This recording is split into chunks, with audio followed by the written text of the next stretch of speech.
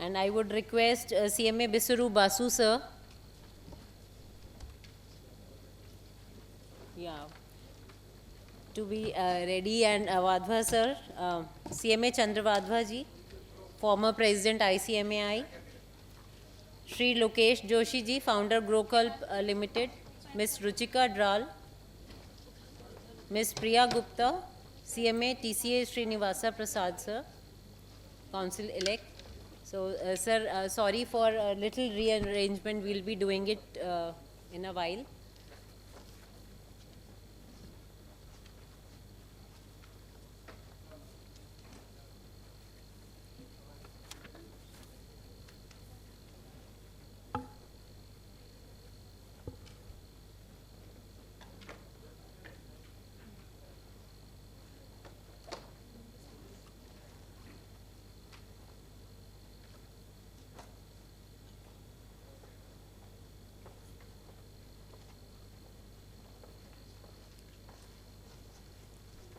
Thank you, sir. Kindly take your seats.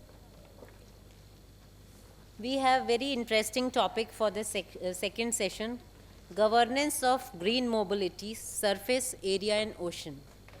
Effective governance of green mobility is crucial for managing and regulating transportation systems to prioritize the sustainability and reduce carbon emissions, which is very important need of the hour. This entails monitoring progress, transparent reporting, and stakeholders' engagement to foster a sustainable and equitable future. So we all have to work together for this green mobility. So with these little words, may I request CMA Bisuru Basu sir, former President of the Institute and Council Member ICMAI, to please welcome the panel, sir. Welcome. Give me the papers, names.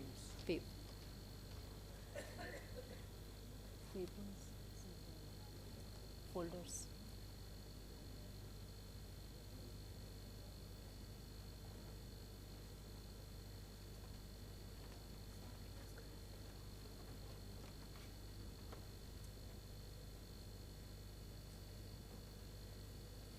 What does he want? Program schedule, college schedule.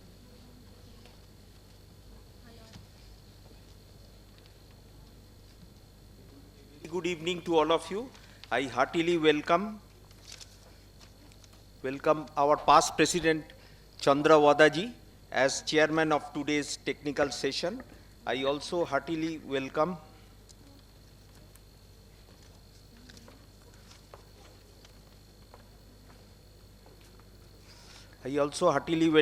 Sri Lokesh Joshi, founder Grokalp Limited. I also heartily welcome Mrs. Ruchika Drill, Deputy Secretary, Ministry of Environment, Forest and Climate Change. And I also heartily welcome Priya Gupta. And I also welcome our newly elected Central Council member, CMA TCA Srinivasa Prasad.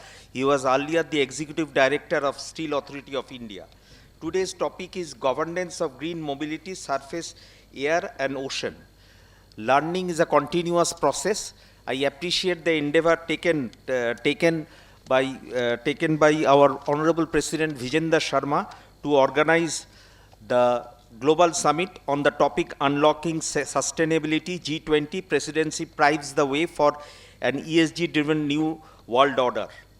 Friends, you are aware that our Honorable Prime Minister Narendra Modi ji is having the vision of minimum government, maximum governance, inclusive growth and social transformation, energy transformation, achieving net zero and environment sustainability, green mobility, surface, air and ocean, green finance, ESG and business responsibilities.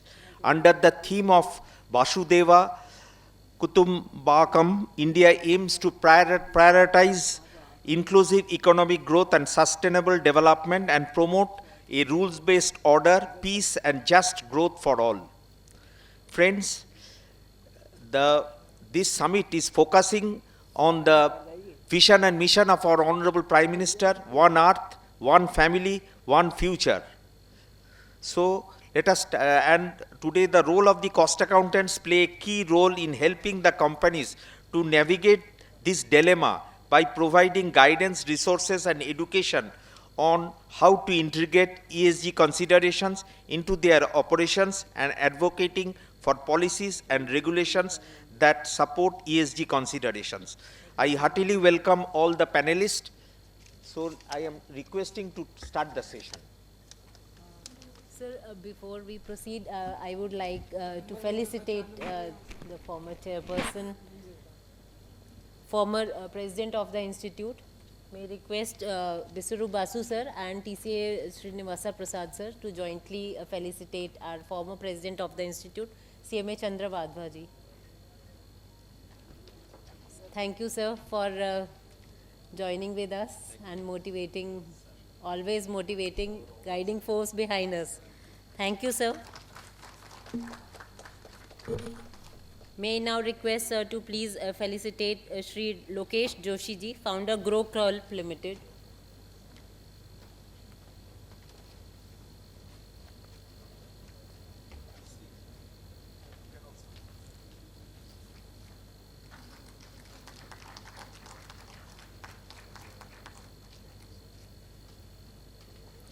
Now may I request sir to please felicitate Ms. Ruchika Dral, Deputy Secretary, Ministry of Environment, Forest and Climate Change.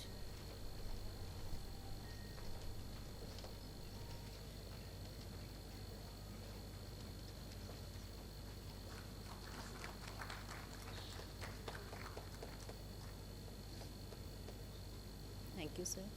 Now may I request sir to please felicitate Ms. Priya Gupta, founder Serve Priya Foundation.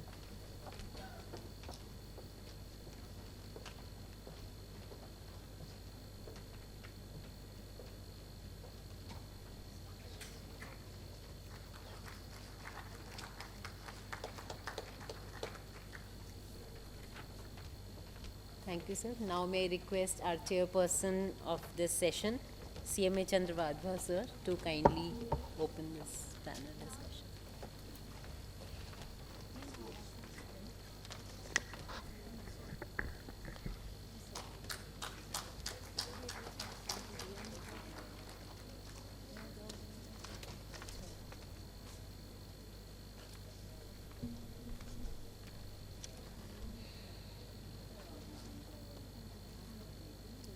Can I start?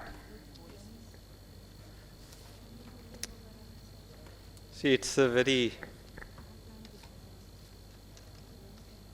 difficult to speak when you don't have taken a cup of tea, and immediately the second technical session has started. See, there was a time when you used to walk 5 kilometers a day. But now the time has come, we are not walking at all. See the change of habits also. Why these problems are coming? Today, 50% of the population of this planet is in the cities. In the coming years, say almost by 2050, 70% population will come to the cities. Why these all imbalances are coming? Change of our habits. Maybe that is very, very small issue considered to be, but that is the root cause. I remember that when I was a child, we used to go to the schools, we used to walk. I don't remember that we have taken even any rickshaw or something like that. Whether it's rain, whether it's summer, winter, whether it's any type of weather, we used to walk. But today, how many children are going to school by foot? Hardly any. I just to come across. Why these problems are there? These are the changes. Consumption pattern, that's another root cause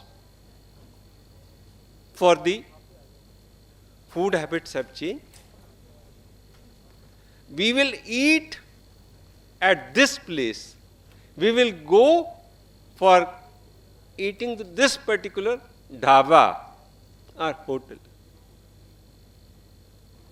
So then you are traveling because living standards have improved. That is the real sign. Today, your office's distance, this is the average worldwide, you are spending 1 hour a day for traveling. That is happening. Energy, now we are talking. There was a time, and for 1,000 years, horses were only being the driving force or whatever the vehicles, whatever you call, carts, etc. Of course, the speed was very slow, 20 kilometer per kilometer. Of course, there was a certain horses which could reach up to 50 kilometer per hour. Those were but the environment was very, very beautiful.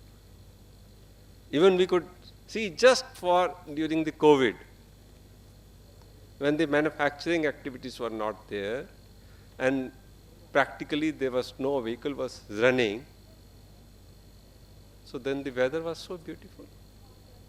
Why this climate change is coming? Because of the change in technology, competition is increasing, everyone wants to go for, because of this competition, wants to win the game. Now when we are using this oil, diesel, etc., we are trying to shift to the batteries. Is this alternative really good for the coming generation? Because it's based on again lithium. Now lithium, wherever it is found, mainly Australia, Chile, China, one more country, I think Argentina, what?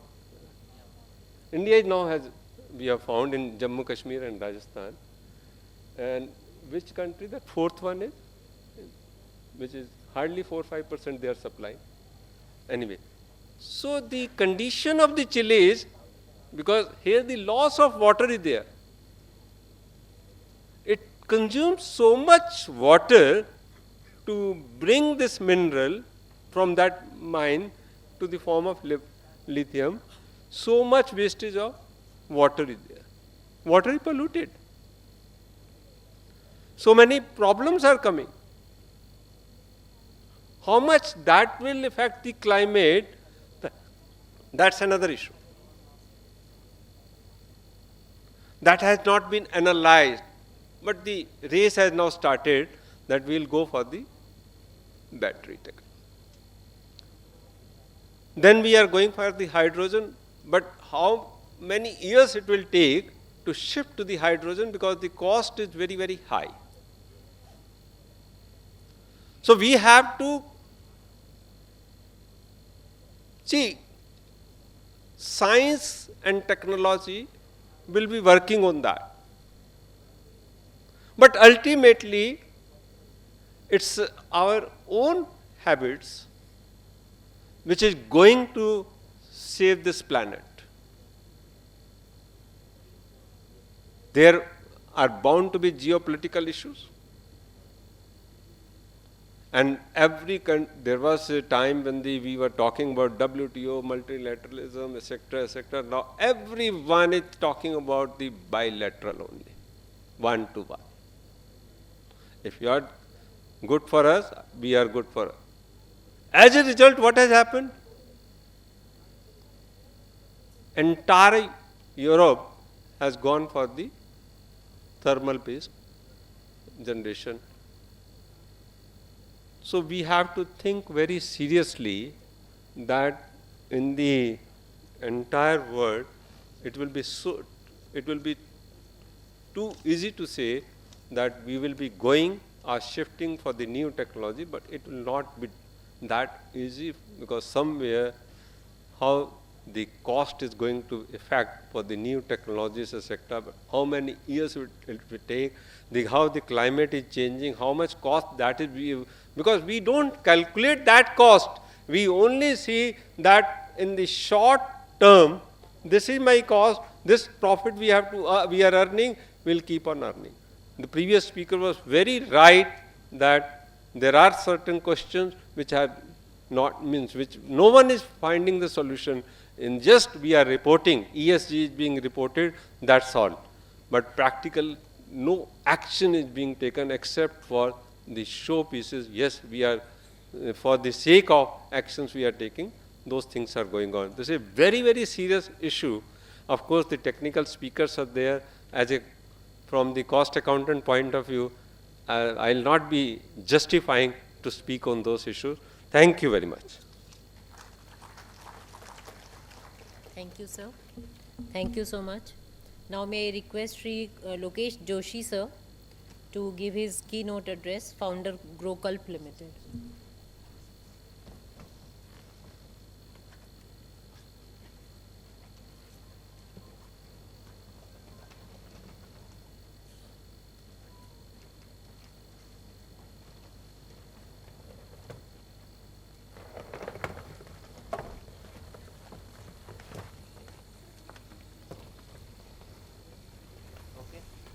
So myself, Lokesh Joshi, I am the managing director of Growculp. I have spent around 15 years in mobility sector, working with Honda, Suzuki, Ashok Leyland, Hero, you name it, I have worked. So you can say 15 years I have polluted the world. So I thought let's become entrepreneur and clean the world now. So a small update on what Growculp is doing. We have 3 verticals. First is design thinking, where we understand customers, understand the problem, and we find a solution. Second is hydrogen. Hydrogen is one primary source which we believe can solve the net zero problem. We will try to understand whether it is possible or not. Third is AI. Right now we are using AI for able people to become more effective. We are trying to develop AI for blind, that how AI can help blind people come into corporates. So today's focus is green mobility. We will have an interactive session, so I'll ask a lot of questions. So be ready. I can point anybody and ask the question. So in last 170 years, we just increased 1.6 degrees Celsius temperature of the earth, only 1.6. And we have done our part. So now we are where we are heading. What do you think that by 2100, what will be the temperature? And most of the people in this auditorium, I think, will not be there when 2100 comes. So now let's see what happens in 2100. All this data is by scientists, no government, nothing. All people who have done research, projections made by scientists working in universities, institutes dedicated to environment. So this is not government, this is scientists.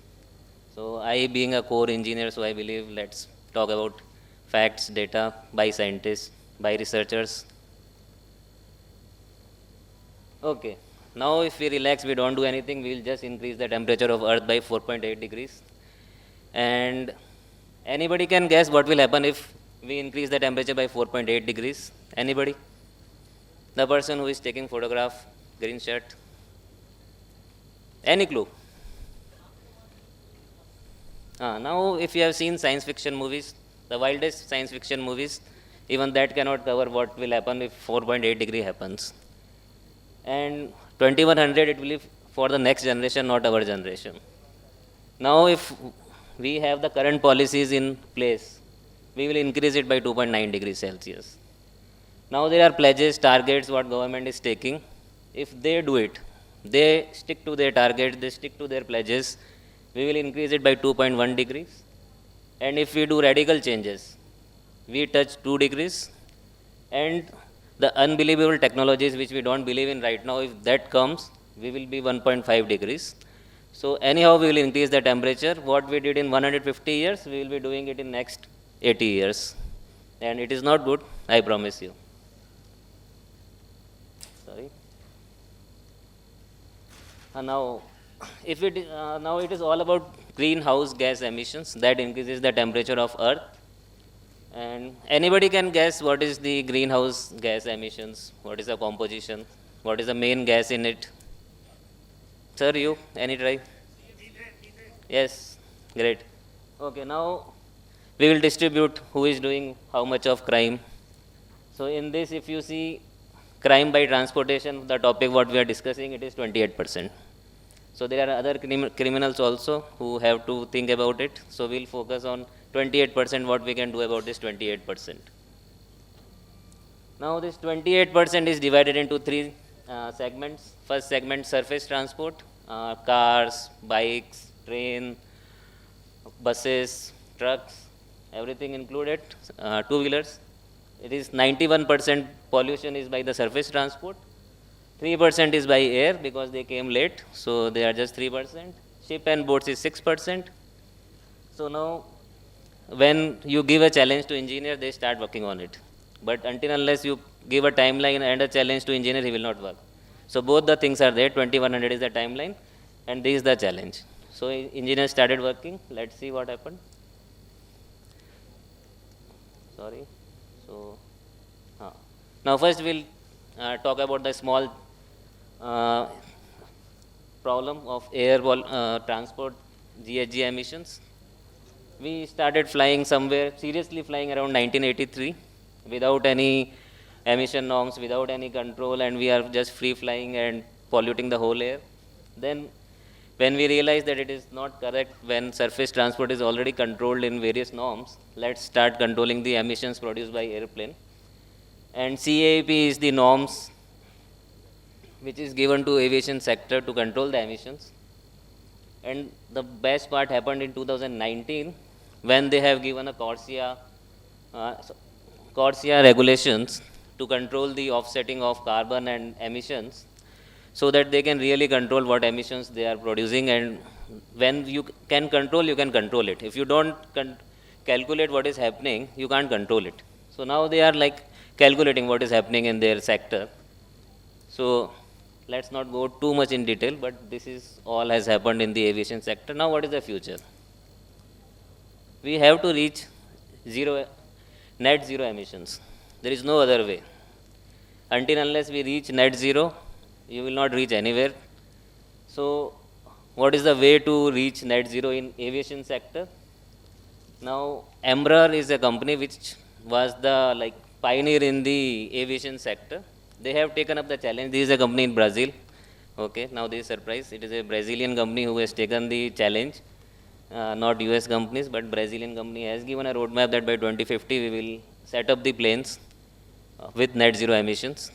So how it will work, I will show you in the next slides. But yes, there is a roadmap available at the air transport sector that we can reach net zero emissions.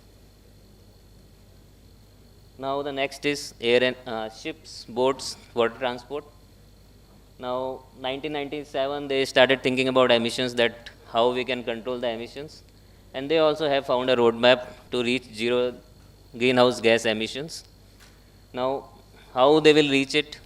These are various steps they have identified, that by integrating the new technologies in energy, redesigning the ships, so we can reach zero greenhouse gases emissions.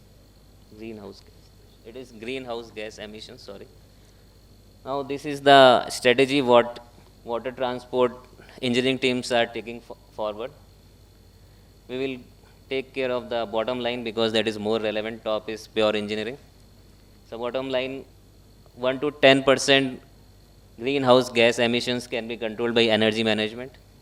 80 to 100% reduction in greenhouse gas emissions can be done through hydrogen and other synthetic fuels. 90% we can control by biofuel third generation. 35% we can do it with bioenergy, LNG and LPG. 50 to 90% we can do it by full electric ships and boats. So these all are under pipeline in engineering sectors. So we'll show you the examples also how or what is the latest developments happened in these sectors. Now, the biggest elephant in the room is the surface transport. We have done a lot of effort. We, like in 1970, whatever vehicle you were using, anyone who was using car in 1970? Sir? No? 1980? 1970? So now if you are using another car, it is 99% cleaner than the car you were using in 1970. But unfortunately, 87% energy is waste, because IC engine operates in the range of 80 to 85%, that's it. So do whatever you want, we are just cleaning that 15 to 20% of energy. So IC engine age has come. Even though I am a mechanical engineer, I am in love with these technologies, but unfortunately now time has come that we have to think beyond IC engines. To just give respect to mechanical engineers, what they have done in these many years, we have done everything from tire to steering wheels to we can see BS0, BS1, BS2, BS3, BS4, BS6, BS6.2, fuel injection, carburetors, what not, catalytic converters, flex fuels, ethanol, methanol, everything we have done. But it's all about 15 to 20%. 80% is still a waste. So we have to think beyond IC engines. Now, how to think beyond IC engines? What are the options available? Let's check. First is electric vehicle. Now, we discussed about lithium batteries and all. So, as sir told that lithium batteries may or may not be good, there are a lot of doubts about electric vehicles. Anybody other than sir who has doubt on electric vehicle and what problem electric vehicle has in current scenario? Sir, you? Sir? Electric vehicle, what is the problem you think? Electric vehicle has the problem. No, no, no. Huh? No, not infrastructure, sir. The electric vehicle. Battery life. Okay, they are giving 8-year warranty with 3.2 lakh kilometers. 3.2 lakh kilometers, sir. You have a car? Okay. No, sir, I am talking about technical. People have a doubt on the batteries. Ah, good. So disposal of battery is a problem, but the electric vehicle companies are giving you a warranty that 3.2 lakh kilometer it will run, or you keep it for 8 years. Before that, they will replace the battery. Now, disposing the battery is a problem because it is a costly affair. So now, engineering teams are working on it that how we can recycle the batteries and take out the lithium again, which is not solved. It is not a viable solution, but Germany is working on it. So right now the best solution is let's go electrification. So technically all engineering people are agreeing on let's become electrified, and if you know, if you take the energy from the grid and you put it in the tires, you are using 95% of the energy. So from 20% you are reaching 95% plus the other problems of electric vehicle. So countries got serious, let's do something, remove IC engines and get electrified and try to reduce the greenhouse gas emissions. So Norway, if you see, it is saying that by 2025 they will become, if you see the color, it is zero electric vehicle sales 100%. So now zero emission electric vehicle, okay. So Norway is very serious because if that 4-degree happens, Norway will go under the water first. So whoever is doing first, they are like on the risk of going underwater. So now you see the Singapore is also near, almost near the sea level. So by 2040, these many countries have agreed that either they will be switching to complete electric vehicles, or they will remove all the IC engines and have only electric vehicles, like old IC engine vehicles will be removed and we will have only electric vehicles. Now the bottom green countries, they have taken a pledge, net zero pledge, that they will not produce greenhouse gas emissions at all. So this is a challenging task for which they have developed a lot of strategies that how they will replace the energy. Even if you see the lamp here, it is a contradictory that we are talking about green and we are still producing greenhouse gas emissions. Sorry God, but it's happening. So that is the thing. Now let's talk about India. We are not that technological advanced. We don't have a grid. So Niti Aayog did a analysis. What will happen? By 2030, what will happen to India? Where we will be? So if you see the yellow color line, that shows optimistic view. What will happen in India in two-wheeler? Because maximum two-wheelers are there. Four-wheelers are still relatively less than the two-wheeler. So we assume that everything goes well. Engineers work up to the performance. Then by 2030 will be above 90% two-wheeler will be electric vehicles. And nothing happens. We don't do a good work. It will be hardly 3%. So on a safe bet, I believe that 50 to 70% will be electric vehicles in two-wheeler segment by 2030. So even India is betting on right now, let's get electrified, help electric vehicle companies by giving incentives, FAME regulations.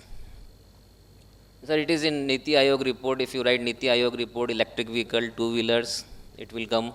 So it is, and bottom is the title. It will get downloaded. It is easily available. It is a very beautiful report. I recommend that we should all read it.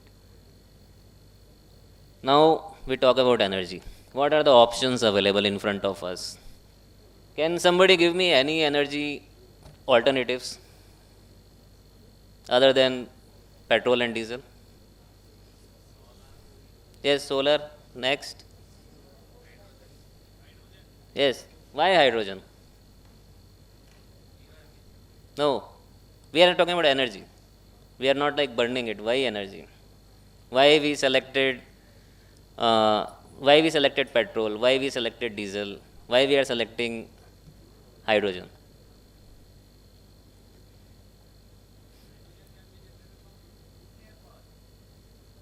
See, you need energy. So same amount of, say you have X amount of diesel, X amount of petrol, X amount of hydrogen. Hydrogen has the maximum energy. Now the problem is how to use this energy. So we were not, 30-40 years back, we were not aware how to use this hydrogen energy. It was solved 30 to 40 years back, but we were not serious and the cost was very high. So now we have solved to some level, some extent that we can use this hydrogen energy, and there is lot of energy available. Now there are two things in energy, that how to produce it, how to use it. We know how to use it now, but how to produce it is very costly. So we have somehow solved how to use it. Now we are still solving how to produce it. Now if you see, there are three types of hydrogen. One is hydrogen from nuclear power. So now it has the same amount of energy. It is producing, when you use this type of hydrogen, it will use huge amount of energy for production, because we are using nuclear power to reduce the methane to hydrogen or ammonia to hydrogen. Okay. Now if somehow we are able to produce hydrogen with the help of wind power, solar energy or tidal energy, then this is the cleanest energy what we can get. And using hydrogen fuel cells, we can power up our vehicles. So this is the best solution available right now, technically. But economically, producing hydrogen is costly, and using hydrogen is less costly, but this cost point we have to solve, for which government has done really good job. They are pushing hydrogen policies. Indian government has declared $2.5 billion investment for producing hydrogen. NTPC, ONGC, everybody is working on how we can produce hydrogen. So hydrogen has a very good potential from technical point of view as well. Now if we see from business point of view, it is difficult, but from technical point of view, it is a good solution. So now what we are doing in hydrogen. In this Germany, if you want to understand what will happen in transport sector, you should see Germany and Japan. They only know what is automotive sector. Okay, everyone is a follower. So Germany long back went to electric vehicles, then they stopped electric vehicles, now they are switching to hydrogen. They have made trucks, buses, hydrogen buses. Japan never went to electric vehicles. They are focusing on hydrogen IC engines. Okay, so they are Toyota has developed an engine where they can use hydrogen for combustion. Now they are working on optimizing the hydrogen production and uses of hydrogen. So now these countries are very serious about hydrogen. This is around 4 months old data. 2 months back and 1 week back, India has done significant improvement in hydrogen. So from early stage, we have reached to a semi-mature stage where we are ready to jump into hydrogen once we are through with electrification. Australia is significantly forward. They have set up multiple countries.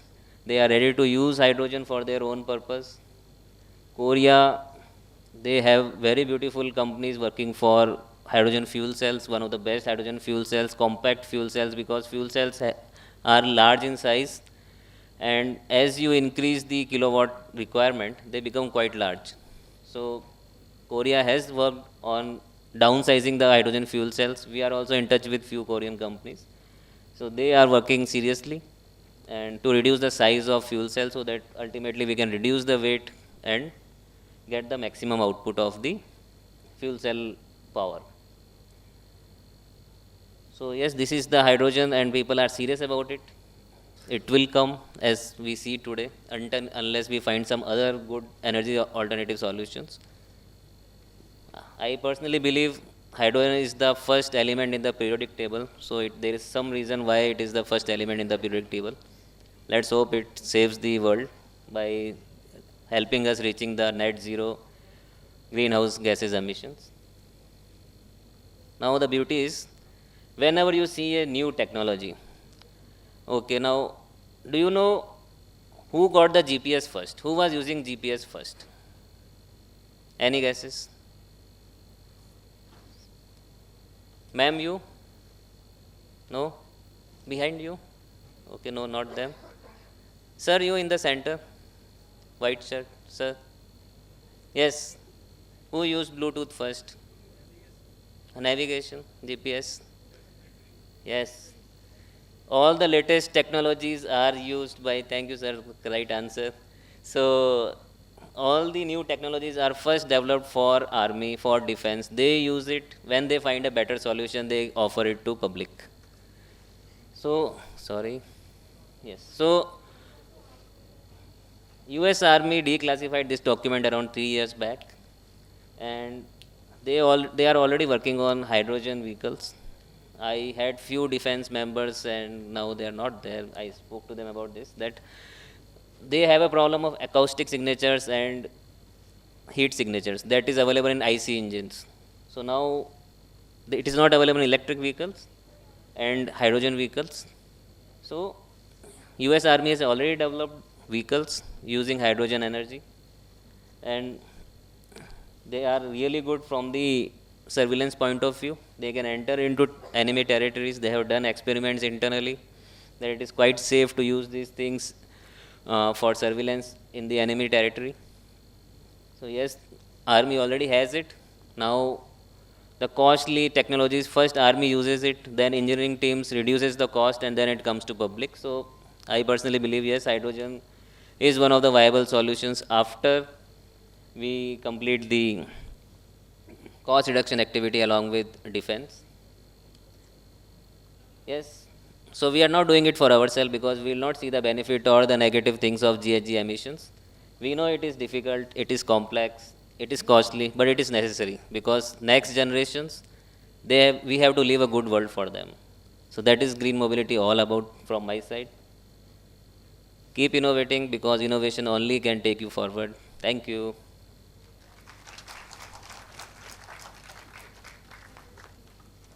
Thank you, sir. Now, may I request Ms. Ruchika Dral, Deputy Secretary, Ministry of Environment, Forest and Climate Change, for her presentation.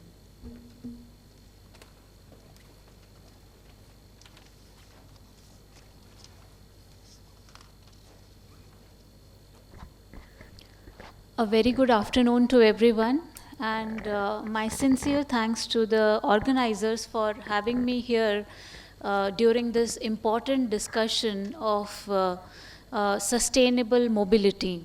And I feel that the context of whole discussion has been very accurately set by Wadhwa sir by highlighting, what has really led to this issue of, unsustainable mobility and why we are talking about it today.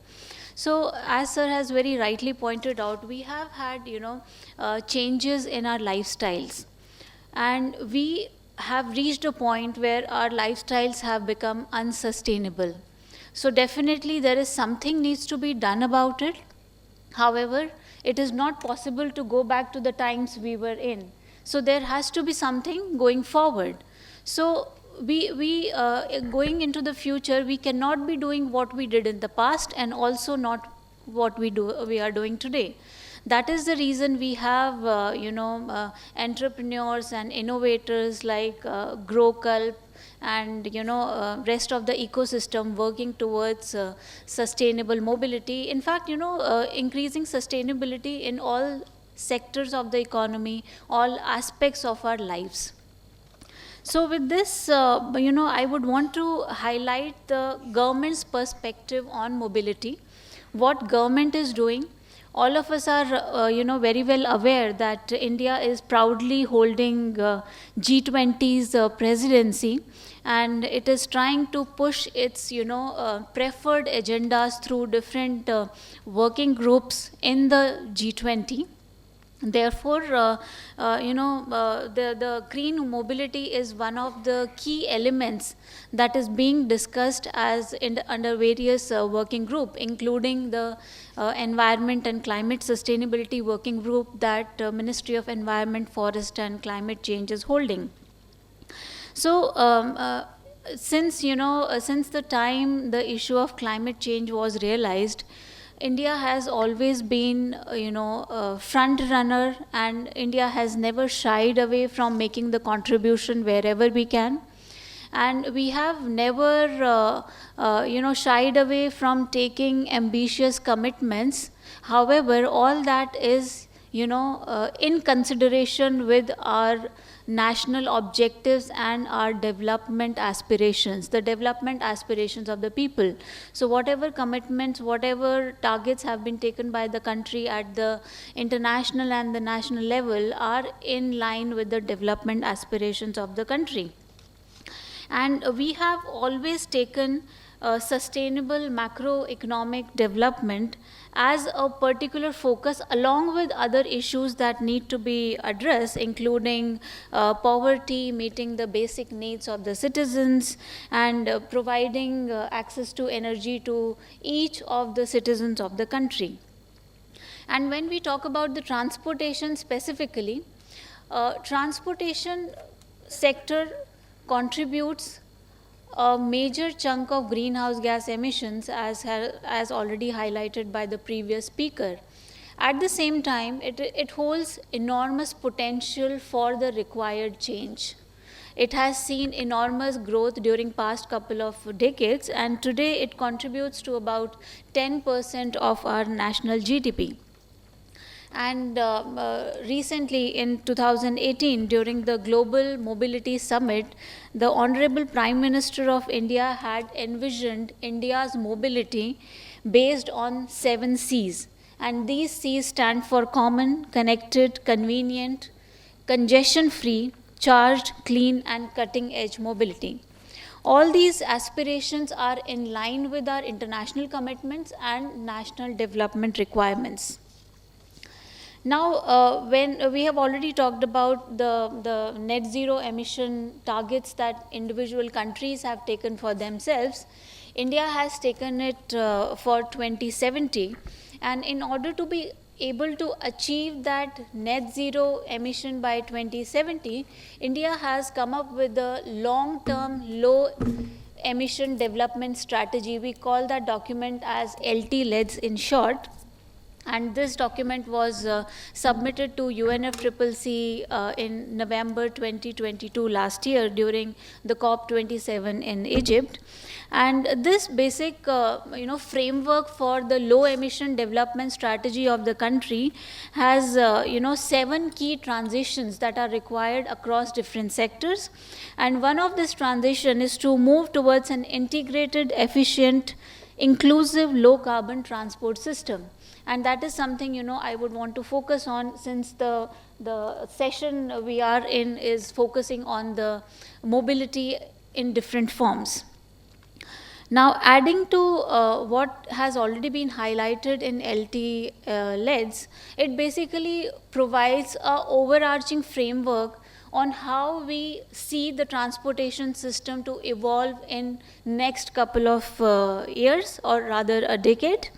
It focuses on improved fuel efficiency, phasing towards cleaner fuels, modal shift towards public and less polluting modes of transportation, electrification across multiple modes of transportation, the demand side management, and the traffic management along with intelligent transport system.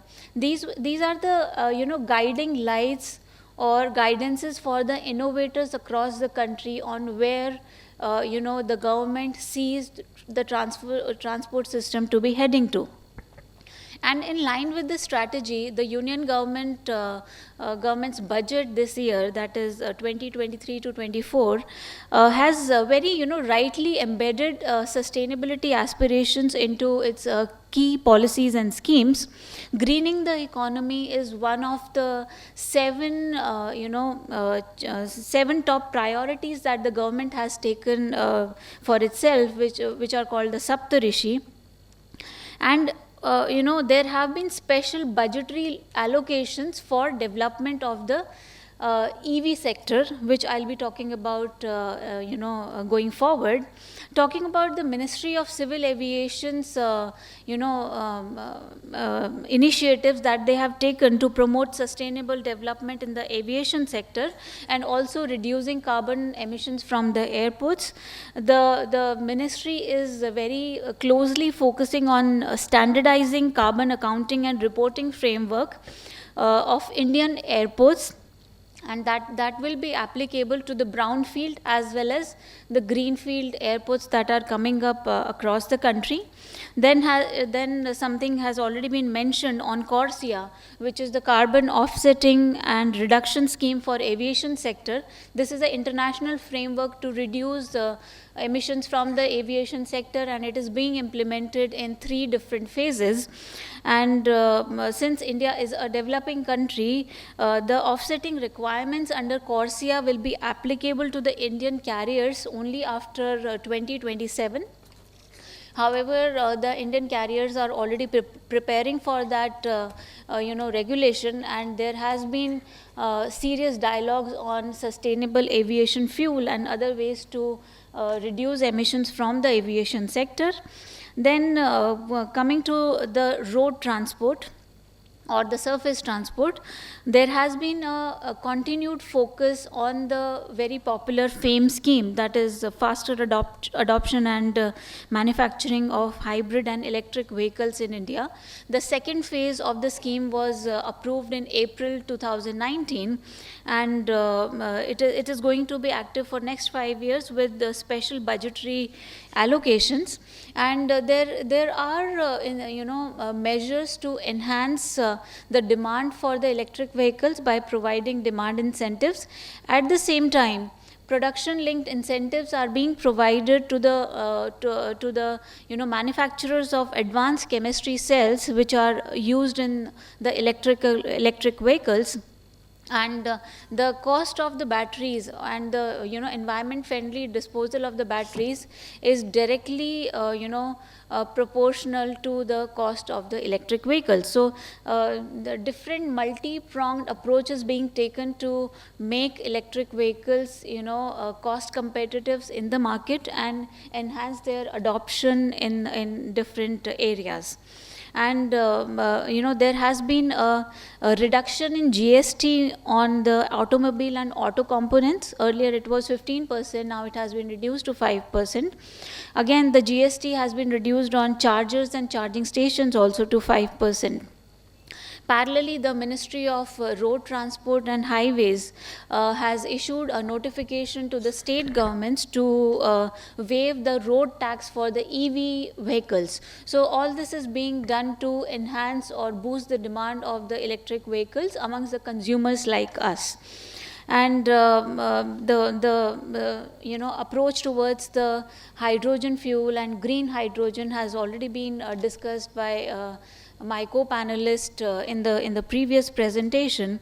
Additionally, there is a policy for voluntary vehicle fleet modernization program, or the vehicle scrapping policy, where the incentives are being provided to phase out the unfit and polluting vehicles irrespective of their age. So these are the kind of measures being taken to enhance the sustainability in the surface transport.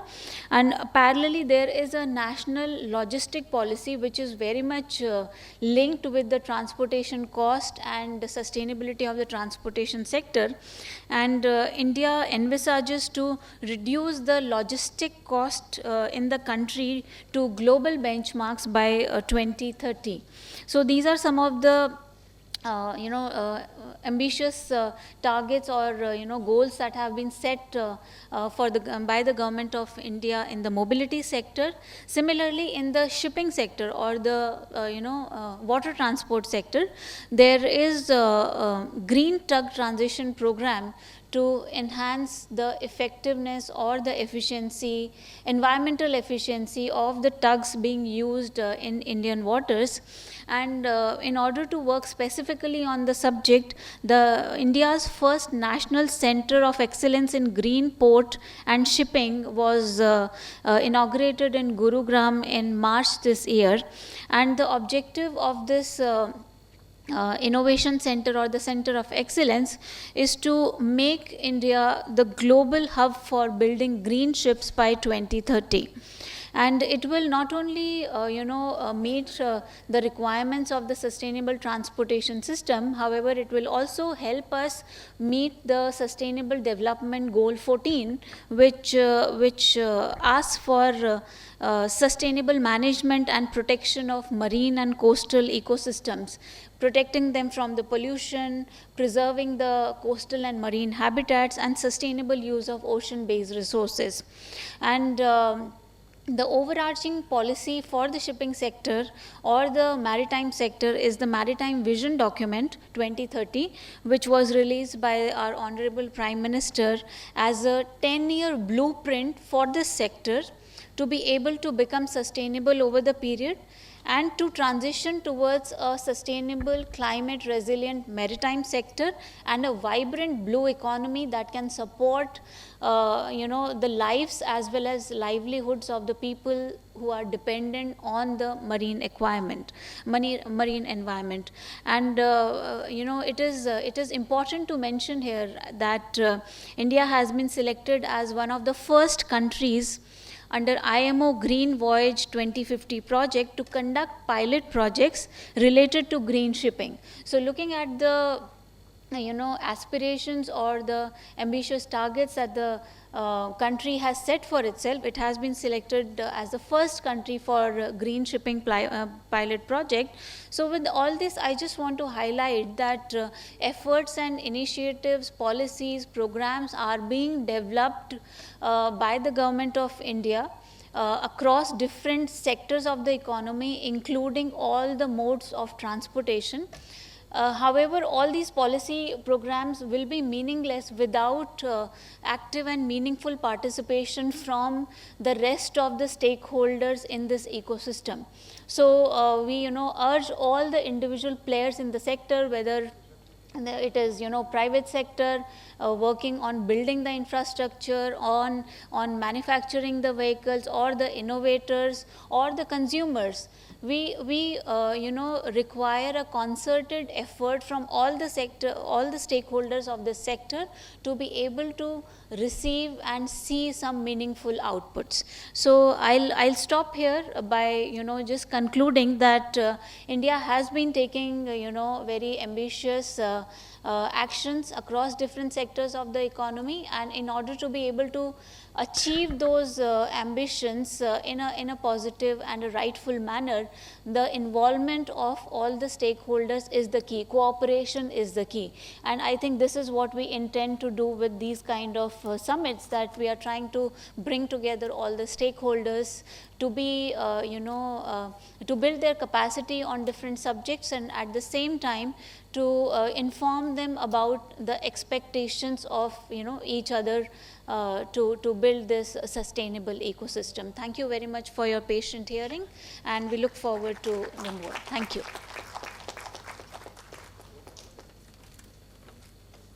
Thank you, ma'am, for sharing your views.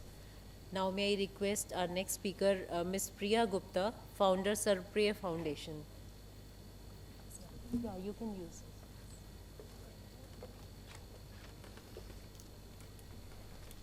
How can I move the slides? Yeah, presentation. The presentation. But Pointer.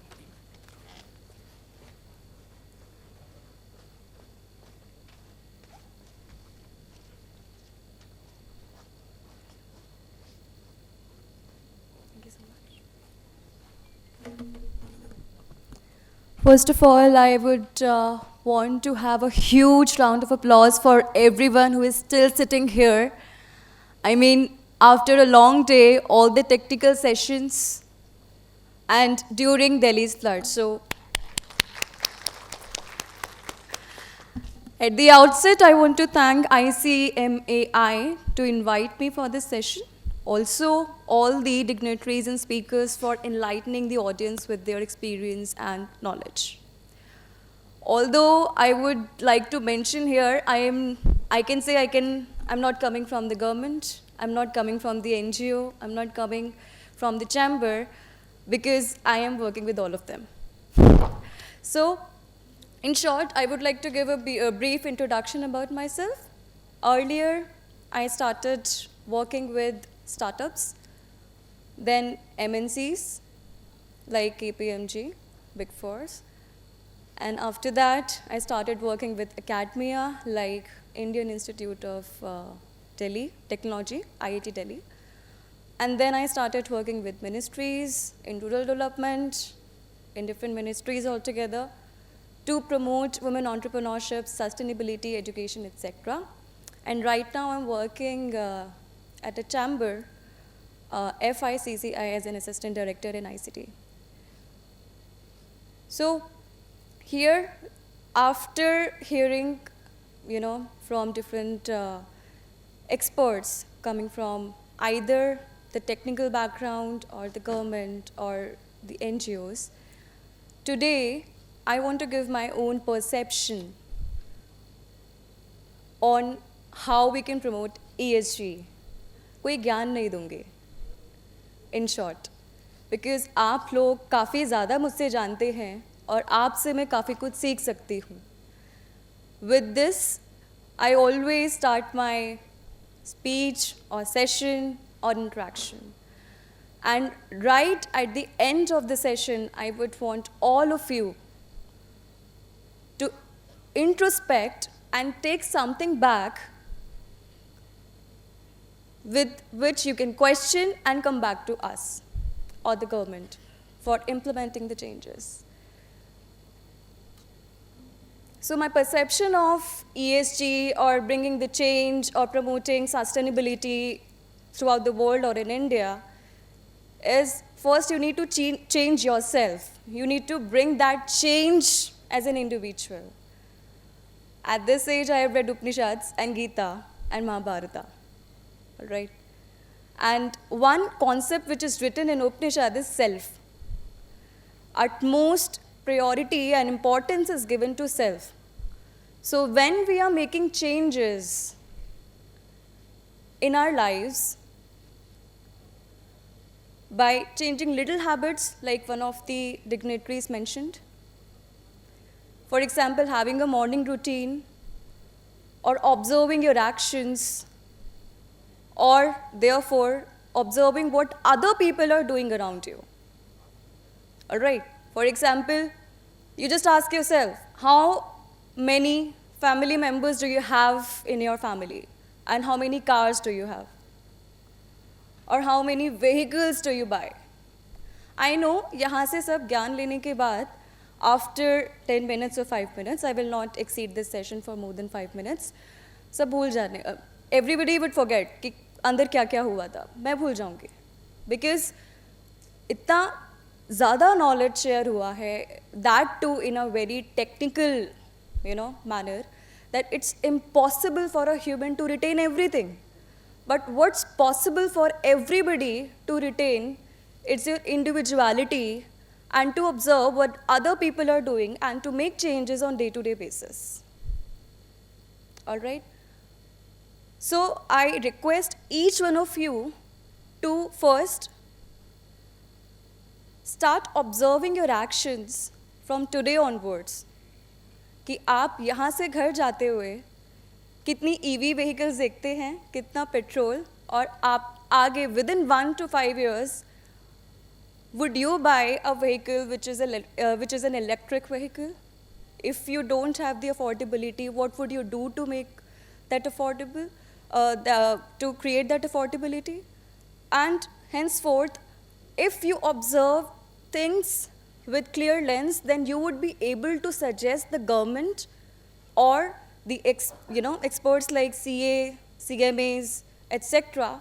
to make further changes in the policy. While pursuing my course at IIM Kozhikode, it was about public policy management, we were taught about urban infrastructure. And exactly 1 year back, we were talking about floods. Floods in Bangalore, Delhi, Calcutta. And there I gave an example. Let's go back to Indus Valley civilization. All right. अब development की बात करते हैं, they were developed. We are speculating, we are discussing about things like ESG, entrepreneurship, inclusion, sustainability, etc. because we have made so many mistakes over the period of, I would not say years, hundreds of years. And we are trying to cope up with that. खुद ही गलती करके discussion करते हैं, उसके बाद भी गलती करते हैं. That's how we all are. Okay? So, another important point which I would like to mention after telling you that it's very important for all of you to give importance to individuality. And then the second point comes is, if you really read about our history and civilizations which we had thousands of years back, you will realize what kind of policy changes would we require, even in personal or the professional life. All right? So when you attend such sessions like today, or you interact with experts on one-to-one basis, try to brainstorm over these things. Rather than just listening to us, think beyond us. All right? People have given frameworks, government has given the framework. Many startups in the ecosystem are coming with different ideas, but what are you doing, or I am doing here? Okay? So the second important point is question and give your output. Now, I will show you one PPT which is being prepared by me and my team. I know PPT is one of the most boring aspect of all the interactions, but I request all of you to just bear with me for 2 more minutes. I'll just wrap the PPT in few minutes. So in this particular PPT, we would be talking about governance of green mobility, surface area, and ocean. So first of all, I would like to ask not from a specific person here, but you can ask yourself, what is governance? Because sometimes amidst all of these things that we are listening today or generally, बहुत ही complex कर दिया गया है processes को. However, in governance, in policy, we should simplify. And this is one of the experience I had while working with, even with the ministries as well, that in order to make the general public aware of what is happening and what should be done, we need to make the policy understandable by people who are not experts. Okay, right now during Delhi's flood, who is suffering? Not people like us. People who are suffering are out there. They don't know what to do, how to do. All right, so in order to make concepts like environmental, sustainability, governance, things easier, let's make it understandable by the people who are really affected. Okay, let me give you one example from my own organization. While working with MORD, I realized that women artisans in India do not have a marketplace. But that's an issue which I got to know when I went to different states in India. But what is the solution? आप जब तक जाकर उनसे बात नहीं करेंगे, those women artisans, that you can sell it. They are confident, they are skilled, but how to sell it? Who is training them? Who is developing them? आप उन्हीं की भाषा में नहीं समझाएंगे, they will not understand it and take an action. All right? So, thus, we need to focus on the simplicity of the subject matter, be it policy related to anything, either ESG or data protection, etc. So coming back to the PPT, what is green mobility? I think most of you must have heard today what is green mobility. I need not to repeat the term, but I'll just give an example. For example, EVs reduce emissions and dependency on fossil fuels. Public transportation reduces congestion and encourages shared mobility. Like I mentioned, I am sharing about public transportation, but you know the whole system of traffic congestion in Delhi, especially in Delhi and Bangalore. Then even if you take a public transportation, for example, metro and buses now, it's congested, right, because of population outburst. Then if you see that there is an issue, I always see people complaining in the office, especially in the morning. Metro में भी भीड़ है, roads पे भी भीड़ है, कहाँ जाएं? उठ के आए office. Generally meeting 11 बजे है, we reach at 12:30. Why? But we are just complaining. What can be the possible solutions, right? So think about it. So everybody knows about it, the benefits of reducing, pollution, air quality, healthy lifestyles, etc. Embracing a sustainable future through green mobility. So the Indian government policies and initiatives for promoting green mobility demonstrate a strong commitment to sustainable transportation solutions. One of our dignitaries, she has already explained what our government has been doing to promote this. The combination of subsidies, infrastructure development, and public transportation project is driving transition. And this is what I am going to focus upon in this particular PPT. These efforts are not just promoting the environmental benefits, it's also promoting the economical benefits. As a matter of fact, society is here, individual is here, and when you combine it, economic is the backbone of any policy. So alone, individual, alone, society cannot do anything. It's an intersection of the individual, society, and the economy altogether. Basically, economic benefits or disadvantages, they are just backbone of any policy.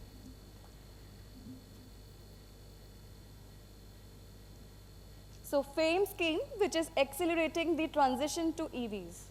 So I am pretty sure somebody today would have discussed about it. I'll just brief about it. So FAME scheme provides financial incentives to consumers for purchasing EVs, making them more economically viable and attractive. But as a matter of fact, due to lack of infrastructure and due to lack of subsidies, we have not really reached to that mark yet. But we are not, it's not that we are not following it, it's just a matter of time since we are developing countries. By promoting the adoption of EVs, FAME scheme aims to reduce vehicular pollution and enhance energy security. Like we have already seen in one of the presentations that transportation and vehicular pollution, is one of the prominent pollution which is there into the urban, cities. So we need to focus on, promoting EVs to reduce vehicular pollution. NEMMP, a roadmap for electric mobility in India. So it's one of these schemes or policy by the government which aims to achieve national fuel security and reduce dependency on fossil fuels and promote sustainable transport alternatives. As you can read, it is already deployed 6 to 7 million electric vehicles on Indian roads, and by 2023. It's already 2023 which is going on, and I'm sure like me who have already observed cabs like Blue Smart on Delhi's road. They are electric vehicles as compared to other brands. So we are seeing the change, but that's not very rapid as compared to what we literally write on papers. Okay. And it will not be rapid if you don't take, if you don't take the responsibility at an individual level to make a change. So subsidies, how does subsidies work, making EVs affordable? So how the Indian government is making EVs affordable, that is subsidy, but what is this mechanism which the government is following for making this possible? So this is basically to incentivize the purchase of EVs, which reduces the cost of EVs, making them economically competitive. And it ensures that consumers can benefit from the environmental advantages of EVs without significant financial barriers. So by adoption of these, again, we are leading towards sustainable transport ecosystem. This is one of the model which I wanted to include in this presentation is cross-model coordination, and this proper model is prominent in most of the policies that we make in different industries, not just related to ESG. So it is very important for all the stakeholders to come together and make an impact with the cohesive workforce and innovation. So cross-model coordination, I will not read the whole PPT. You can take a screenshot and read it after the presentation. So basically, stakeholders from different modes of transportations are also working together to develop green mobility initiatives. For example, the Indian Railways and Ministry of Road Transport and Highways are working together. Because sometimes, most of the times, it happens that one initiative which is being taken by one ministry, it's again a replica of the initiative of another ministry. So in order to eliminate such confusion while working on a particular problem, it is very important to follow a structure wherein this would work, that is cross-model coordination. Initiatives taken by the Government of India, like we have discussed, FAME, NEMMP, subsidies we have discussed, infrastructure development, like ma'am has already enlightened and shed light on the same. Public transportation project, I think there are certain technical aspects which need to be taken care of with respect to the infrastructure related to public transportation, especially in cities like Delhi, Bangalore, and Bombay. So how can we bring that innovation is a question which I would like to put forward in front of everybody, especially people who are coming from the CMA institutions, because you can bring those kind of nitty-gritty and efficiency in the policy which is going to be helpful for people further. So challenges and solutions. Like I mentioned, the difficulty of coordinating policies across different jurisdictions is one of the challenge. Then the pace of technological advancement, we are already, experiencing this challenge. Lack of stakeholders engagement, yes, like I mentioned during this presentation, those who are the beneficiaries and affected are not even aware. We all are aware or getting that knowledge, but we are not sharing it. We are not sharing in a way that is understandable by them. All right? If I have an issue and I can understand Hindi only, then nobody who is speaking French can make me understand, that particular issue. So language and, that empathy plays a huge role when we talk about, implementing policies in remote areas. Then solutions, capacity building, PPP, public-private partnerships, awareness campaigns that we are already doing, and continuous monitoring and adaptation of governance framework. So this is one of the most important part.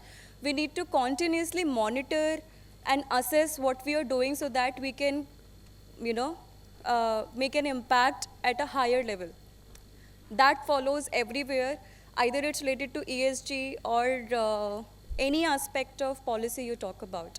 And I urge and I request each one of you who is again from the professional body to come up with certain frameworks which can help us to make that monitoring system effective. Because this is one of the challenge even which the government is facing in remote areas or in urban areas both. So that is my last slide. That is to brainstorm over certain questions which are written over the screen. What are the ethical implications of cross-modal coordination for green mobility? How can cross-modal coordination for green mobility address the needs of different stakeholders? What are the potential unintended consequences of cross-modal coordination? How can cross-modal coordination for green mobility can be made equitable and inclusive? And with this, I would like to end my presentation and request all of you to have just one quality along with individualism. And of course, you all are coming from different fields. Another one is empathy. So until and unless you are empathetic towards each other and to the environment, you cannot solve the issue of sustainability and environment, and then the governance is not an issue basically. So environment and sustainability can only be solved if you are working at an individual level with the empathy. So with this, thank you so much. Have a great day ahead. And yeah.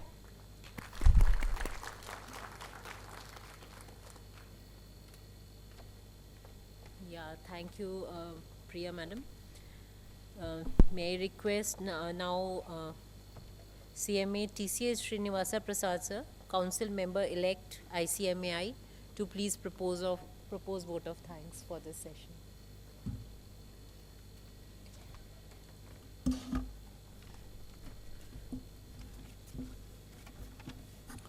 Good evening, the end of the day. So let me make it very short.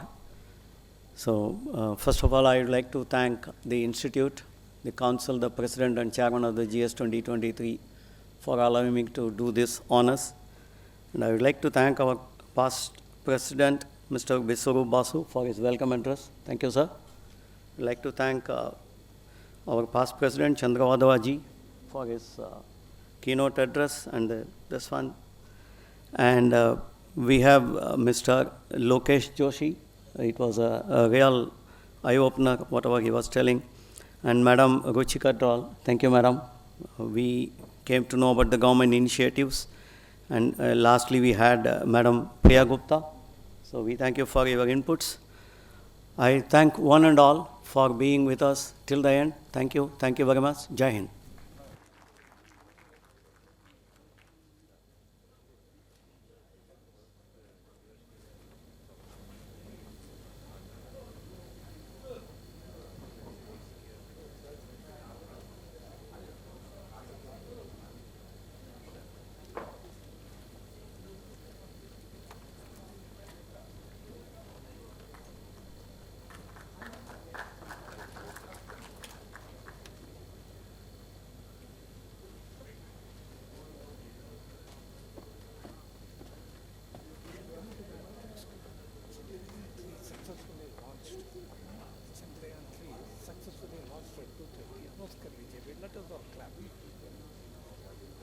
Chandrayaan. Chandrayaan 3, which successfully launched.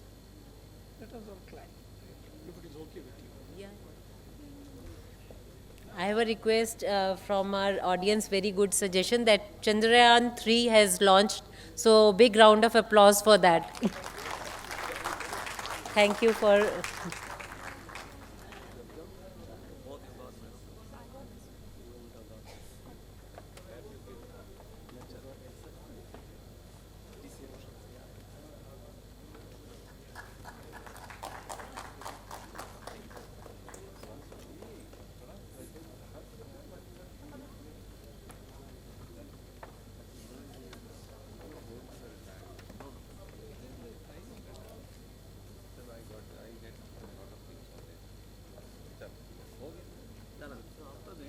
So sustainability, it's symbolic of sustainability.